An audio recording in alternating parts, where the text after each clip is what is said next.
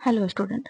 कभी-कभी क्या होता है कि अगर आप कोई इमेज प्रिंट में कोई ऑब्जेक्ट को सिलेक्ट करना चाहते हैं तो कभी-कभी कोई जटिल जैसे जगह होता है उसको सिलेक्ट करने में बहुत मुश्किलें आती है कि जैसे मैं आप लोगों को बताती हूँ बिना प्रैक्टिकल के आपको समझ में नहीं आएगा तो जैसा कि आप बने रहे मेरे साथ और यहाँ पे ध्यान देते हैं।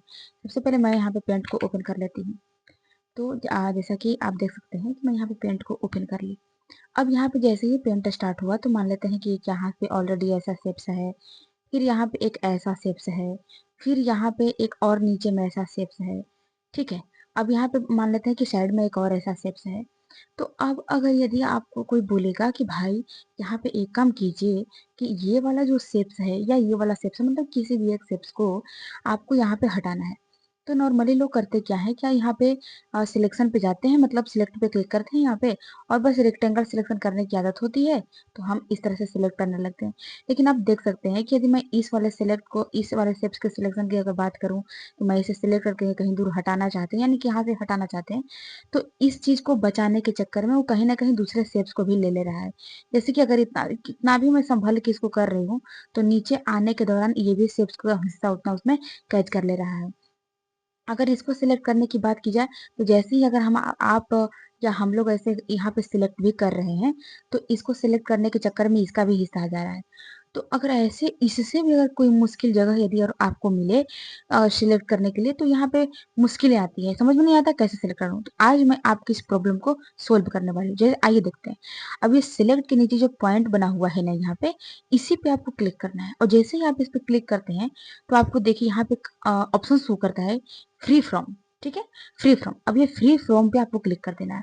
अब यहाँ पे जैसे ही आप फ्री फ्रॉम पे क्लिक करते हैं, हाँ एक बात ध्यान रखेंगे, अगर मान लेते हैं कि पेज के इतने साइज में यदि आपको काम करने में कोई दिक्कत हो रहा है तो आप पेज के साइज को यहाँ से बढ़ा सकते हैं।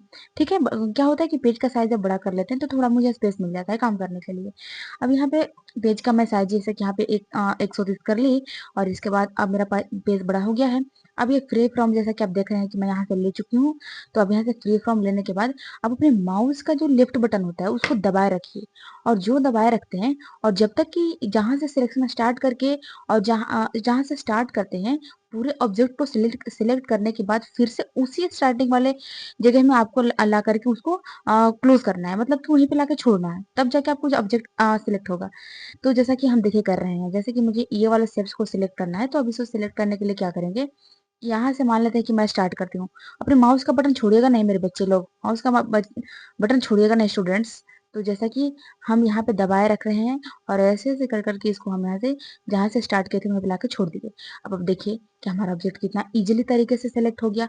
तो इसी तरीके से अगर कोई भी और भी यदि आपको कोई जटिल ऐसी जगह हो जो आप सिलेक्ट करने के लिए बहुत कोशिश कर रहे हैं लेकिन नहीं हो पा रहा तो आप फ्री फ्रॉम सिलेक्शन की मदद से आप सिलेक्ट करके उस चीज को हटा सकते हैं।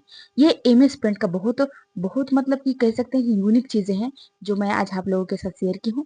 तो और भी यूनिक चीजें सीखने के लिए अगर आप लोगों के मन में ऐसा कोई बात आता है तो मुझे कमेंट करें। और फिलहाल तो मैं कंप्यूटर के इस टॉपिक से पूरा सीरीज पे मैं तो वीडियो बना ही रही हूँ। तो आज की इस वीडियो में इतना ही, उम्मीद करते हैं आपको ये सेशन पसंद आया होगा, मतलब ये टॉपिक ये पॉइंट आपको पसंद आया होगा। तो अगर कोई और पॉइंट पे यदि आपको वीडियो चाहे तो आप कमेंट कर सकते हैं। और ऐसे तो मैं आपको वीडियो प्रोवाइड करती ही रहूंगी, बनाती ही रहूंगी। तो आज के लिए वीडियो में इतना ही। नेक्स्ट वीडियो का इंतजार करें, तब तक के लिए बाय।